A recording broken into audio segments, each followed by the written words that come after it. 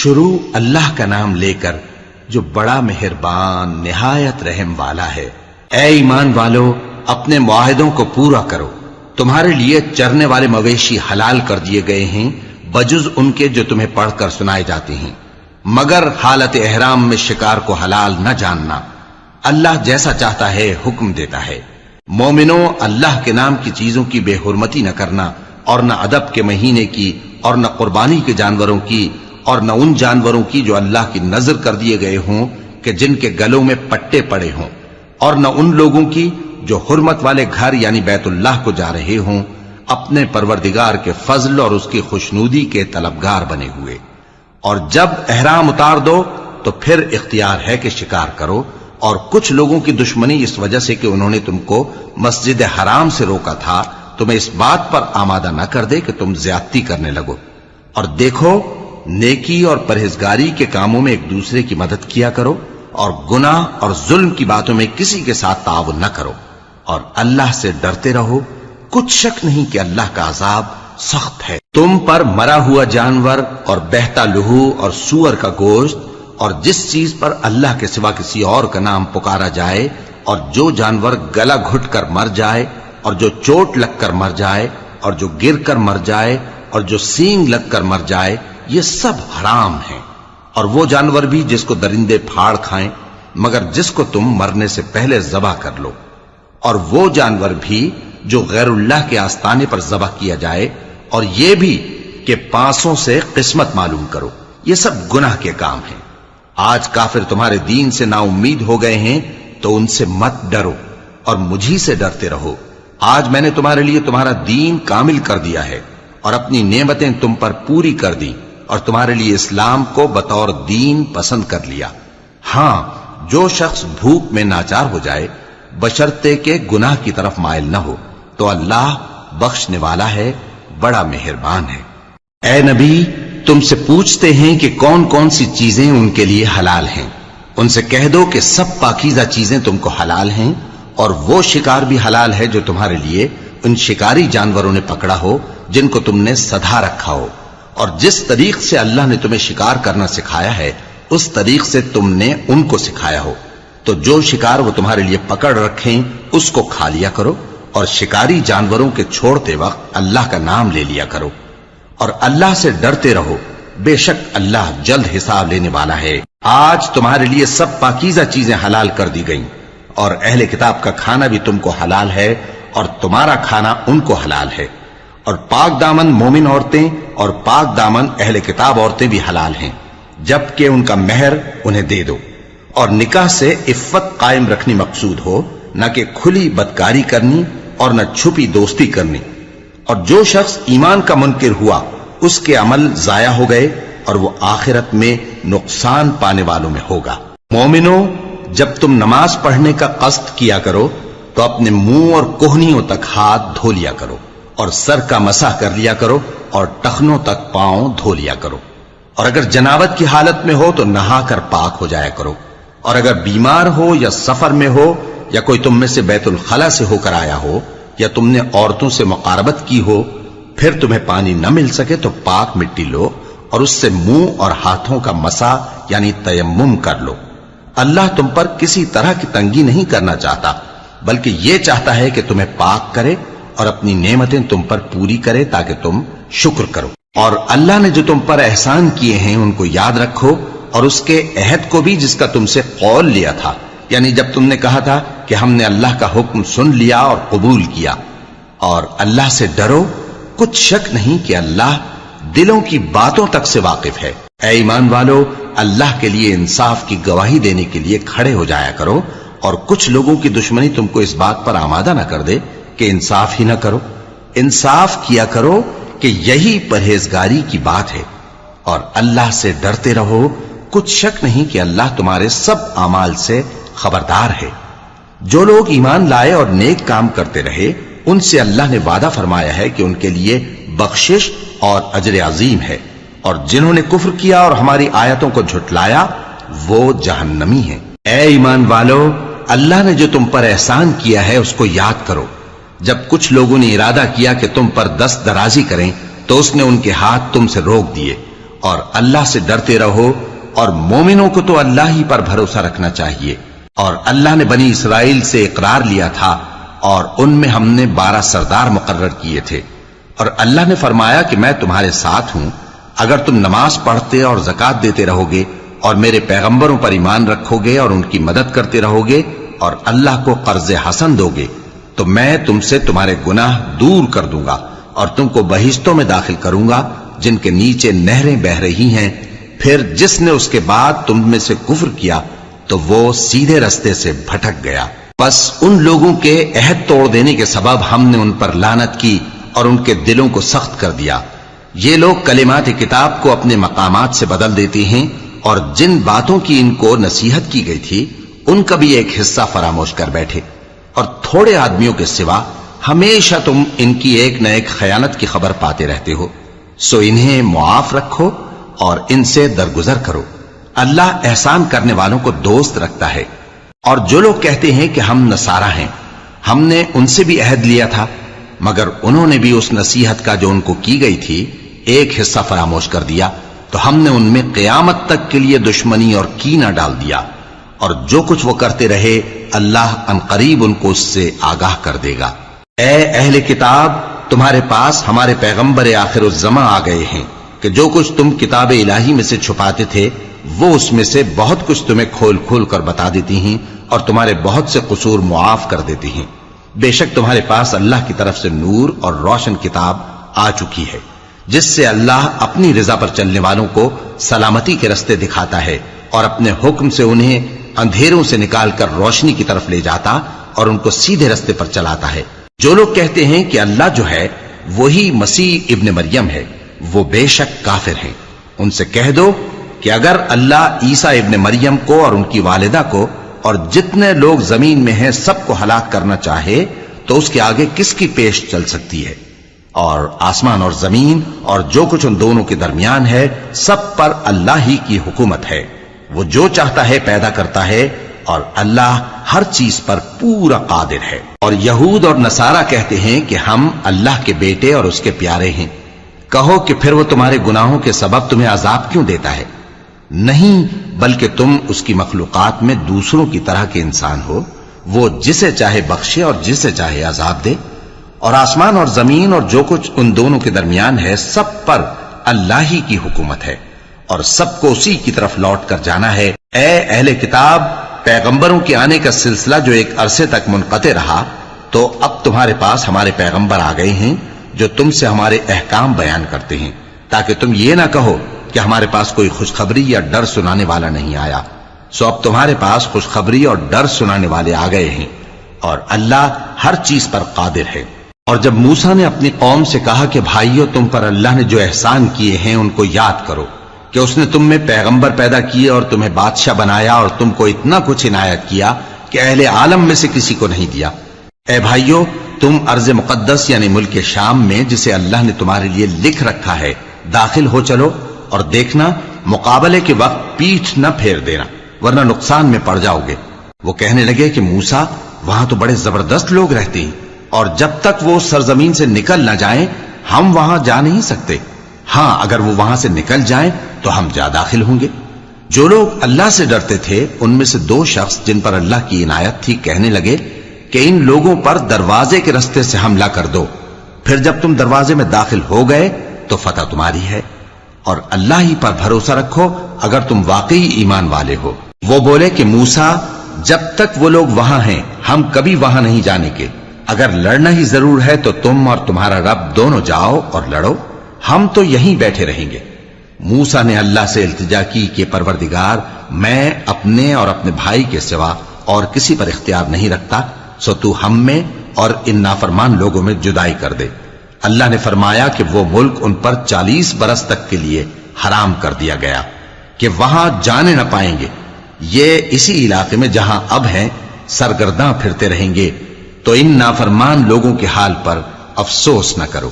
اور اے نبی، ان کو آدم کے 2 بیٹوں حابیل اور قابیل کے حالات جو بالکل سچے ہیں پڑھ کر سنا دو کہ جب ان دونوں نے بارگاہ الہی میں ایک ایک نیاز پیش کی تو ایک کی نیاز تو قبول ہو گئی اور دوسرے کی قبول نہ ہوئی۔ تب قابیل حابیل سے کہنے لگا کہ میں تجھے قتل کر دوں گا، اس نے کہا کہ اللہ پرہیزگاروں ہی کی نیاز قبول فرمایا کرتا ہے. اگر تو مجھے قتل کرنے کے لیے مجھ پر ہاتھ چلائے گا تو میں تجھ کو قتل کرنے کے لیے تجھ پر ہاتھ نہیں چلاؤں گا. مجھے تو اللہ رب العالمین سے ڈر لگتا ہے. میں چاہتا ہوں کہ تو میرے گناہ کو بھی سمیٹ لے اور اپنے گناہ کو بھی، پھر تو اہل دوزخ میں سے ہو جائے، اور ظالموں کی یہی سزا ہے. آخر اس کے یعنی قابیل کے نفس نے اس کو اپنے بھائی کے قتل ہی کی ترغیب دی تو اس نے اسے قتل کر دیا. پھر خسارہ پانے والوں میں ہو گیا. اب اللہ نے ایک کوا بھیجا جو زمین کریدنے لگا تاکہ اسے دکھائے کہ اپنے بھائی کی لاش کو کیسے چھپائے. کہنے لگا، ہائے کمبختی، مجھ سے اتنا بھی نہ ہو سکا کہ اس کوے جیسا ہی ہوتا کہ اپنے بھائی کی لاش چھپا دیتا. پھر وہ پشیمان ہو گیا. اس قتل کی وجہ سے ہم نے بنی اسرائیل کے ذمے یہ بات لکھ دی کہ جو شخص کسی کو ناحق قتل کرے گا، یعنی بغیر اس کے کہ جان کا بدلہ لیا جائے یا ملک میں خرابی کرنے کی سزا دی جائے، تو اس نے گویا تمام انسانوں کو قتل کیا. اور جو ایک انسان کی جان بچا لے تو گویا اس نے سارے انسانوں کو زندگی دے دی. اور ان لوگوں کے پاس ہمارے پیغمبر روشن دلیلیں لا چکے، پھر اس کے بعد بھی ان میں بہت سے لوگ ملک میں زیادتیاں کرنے والے ہیں. جو لوگ اللہ اور اس کے رسول سے لڑائی کریں اور ملک میں فساد کرنے کو دوڑتے پھریں، ان کی یہی سزا ہے کہ بری طرح قتل کر دیے جائیں یا سولی چڑھا دیے جائیں یا ان کے ایک ایک طرف کے ہاتھ اور ایک ایک طرف کے پاؤں کاٹ دیے جائیں یا ملک سے غائب کر دیے جائیں.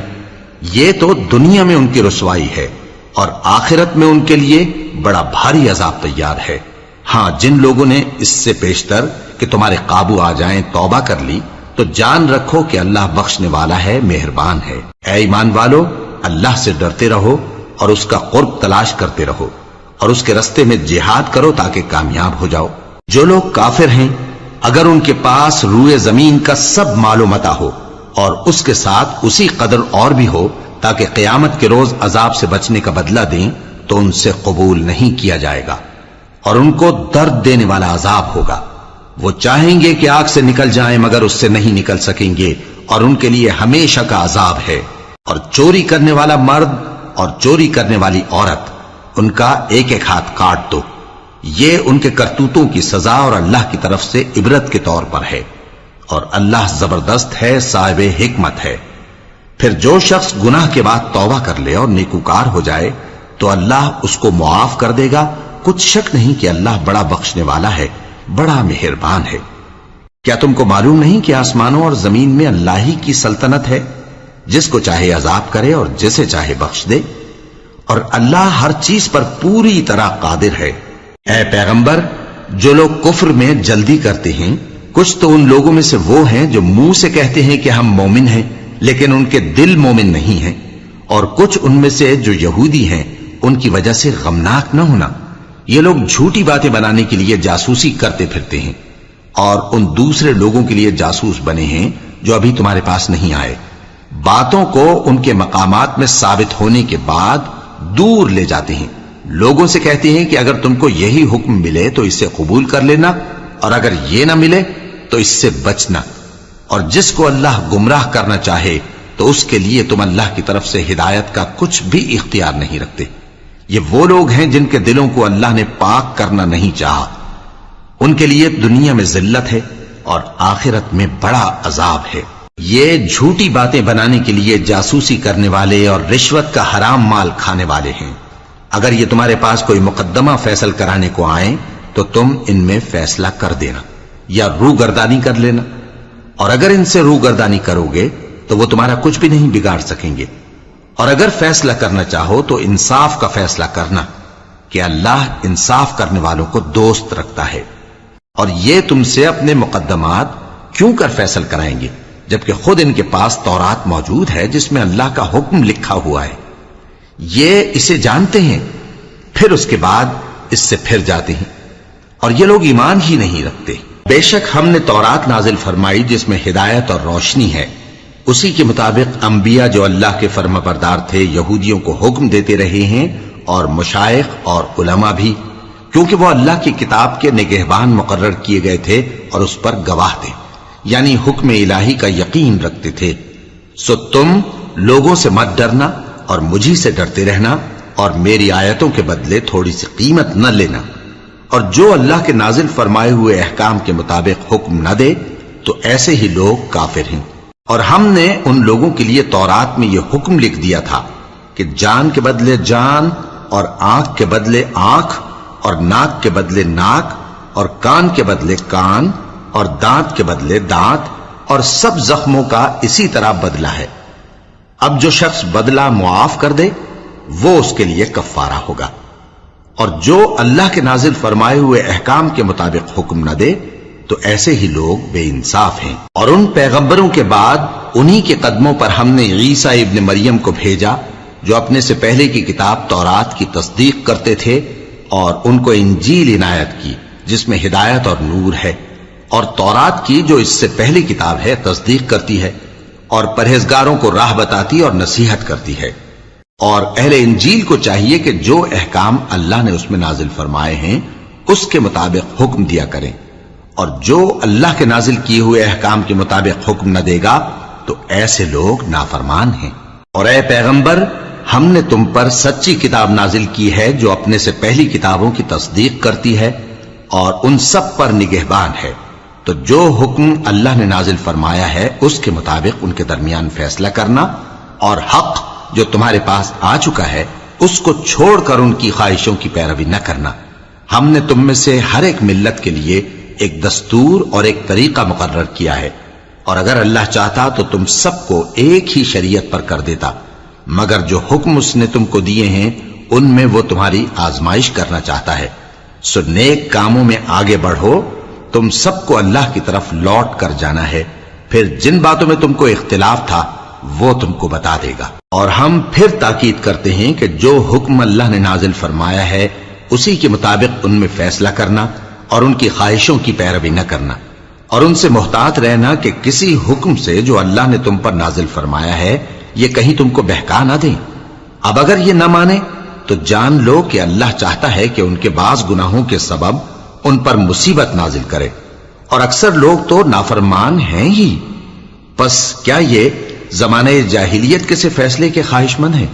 اور جو لوگ یقین رکھتے ہیں ان کے لیے اللہ سے اچھا فیصلہ کس کا ہوگا؟ اے ایمان والو، یہود اور نصارہ کو دوست نہ بناؤ، یہ ایک دوسرے کے دوست ہیں، اور جو شخص تم میں سے ان کو دوست بنائے گا وہ بھی انہی میں شمار ہوگا۔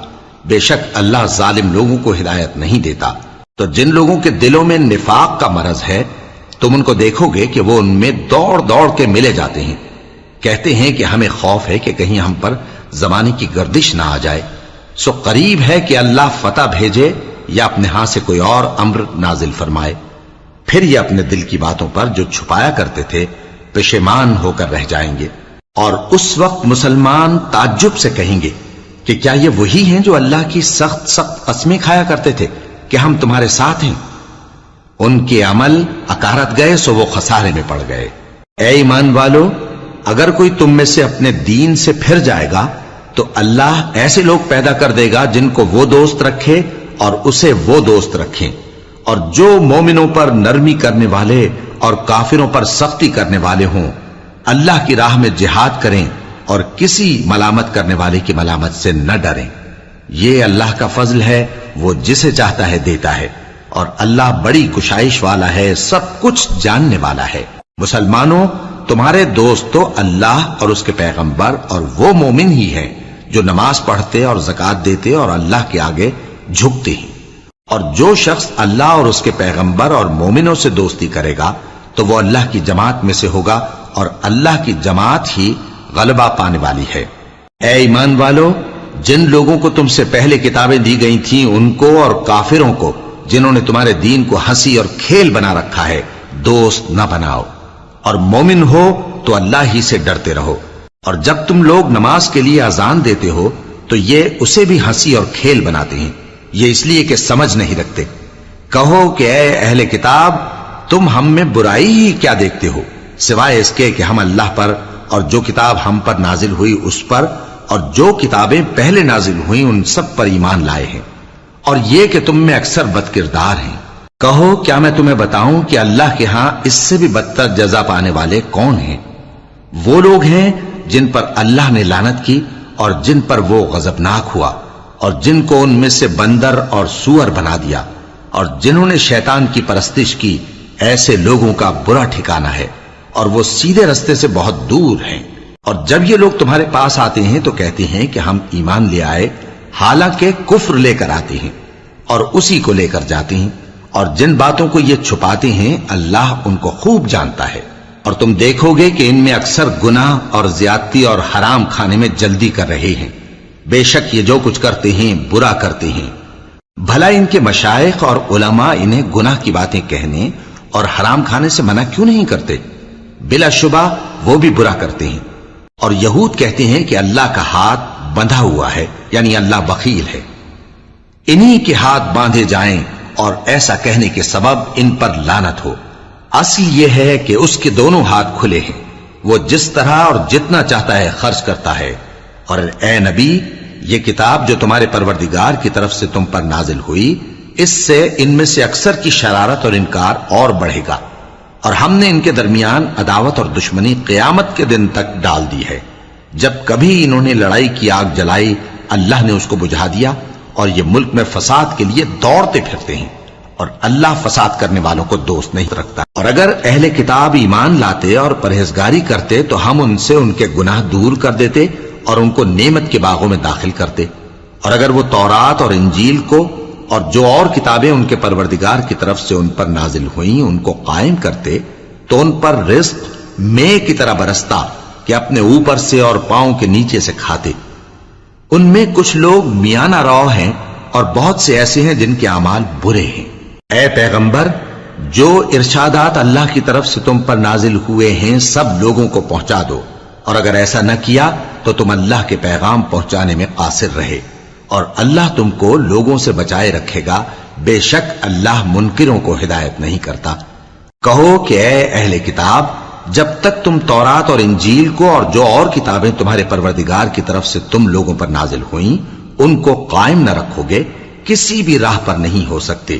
اور یہ قرآن جو تمہارے پروردگار کی طرف سے تم پر نازل ہوا ہے، اس سے ان میں سے اکثر کی سرکشی اور کفر اور بڑھے گا، تو تم قوم کفار پر افسوس نہ کرو۔ جو لوگ اللہ پر اور روز آخر پر ایمان لائیں اور عمل نیک کریں، خواہ وہ مسلمان ہو یا یہودی یا ستارہ پرست یا عیسائی، ان کو قیامت کے دن نہ کچھ خوف ہوگا اور نہ وہ غمناک ہوں گے۔ ہم نے بنی اسرائیل سے عہد بھی لیا اور ان کی طرف پیغمبر بھی بھیجے، لیکن جب کوئی پیغمبر ان کے پاس ایسی باتیں لے کر آتا جن کو ان کے دل نہیں چاہتے تھے تو وہ انبیاء کی ایک جماعت کو تو جھٹلا دیتے اور ایک جماعت کو قتل کر دیتے تھے، اور یہ خیال کرتے تھے کہ اس سے ان پر کوئی آفت نہیں آنے کی، سو وہ اندھے اور بہرے ہو گئے۔